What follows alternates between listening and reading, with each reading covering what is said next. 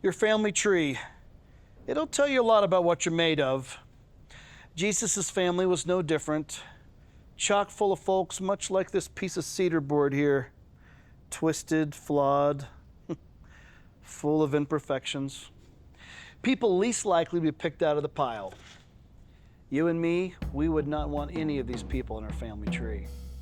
So why would a perfect God choose imperfect people to tell a perfect love story?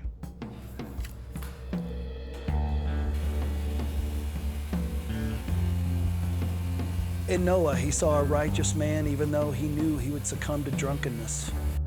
He made Abraham the father of many nations even though he lied about his own family.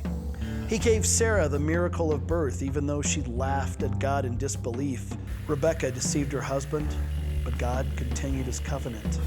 Isaac stole his brother's birthright, but God blessed his lineage. Joseph was left for dead, but God made him a ruler. Judah lacked integrity, but God restored him.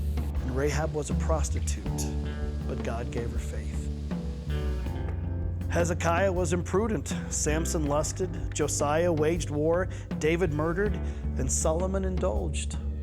Jesus' family tree, full of flaws.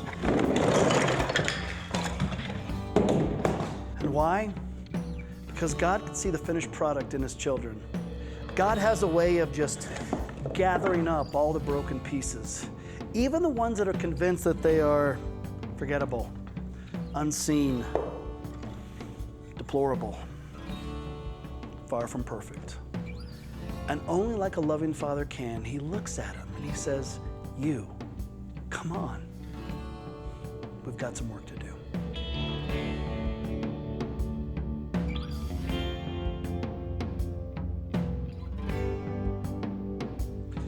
And on that first Christmas, God made the announcement by hanging a star in the sky, a beacon, if you will, to all those that are hurting, feeling unworthy, broken, to come and find Jesus. And this Christmas, the message is still the same. So my friend, set your eyes on the star. God is calling you out of the night to let go of your past, to surrender the knotted life and the rough edges. God is making something new.